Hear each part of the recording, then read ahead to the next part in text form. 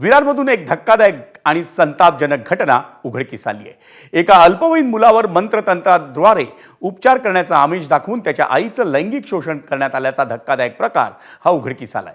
या प्रकरणात अर्नाळा साखळी पोलिसांनी आरोपी विरोधात गुन्हा दाखल केलाय। या प्रकरणात एका मांत्रिकाच्या भूमिकेचाही तपास सुरू आहे। या प्रकरणात झालेल्या तक्रारीनुसार आरोपी अजय कमलाकर राऊतनं आधी महिलेचा विश्वास संपादन केला। त्यानंतर तिला अर्नाळा परिसरातील एका रिसॉर्टमध्ये नेऊन तिच्यावर दडपण आणून तिच्याशी शारीरिक संबंध ठेवल्याचा गंभीर आरोप करण्यात येतोय। याच प्रकरणात नाव आलेला अजय राणा हा वसई किल्ला परिसरात मंत्रतंत्राद्वारे उपचार करत असल्याचं आरोपीनं त्या पीडित महिलेला सांगितलं होतं। आरोपी अजय राऊतनंच त्या पीडित महिलेला मांत्रिकाकडे नेलं होतं आणि धक्कादायक बाब म्हणजे या व्यक्तीविरोधात याआधी एका तरुणीला आत्महत्येसाठी प्रवृत्त केल्याचा गुन्हा हा वसई पोलीस ठाण्यात दाखल असल्याची माहिती हाती आली आहे। गुन्ह्याचा तपास प्राथमिक स्टेजवर आहे।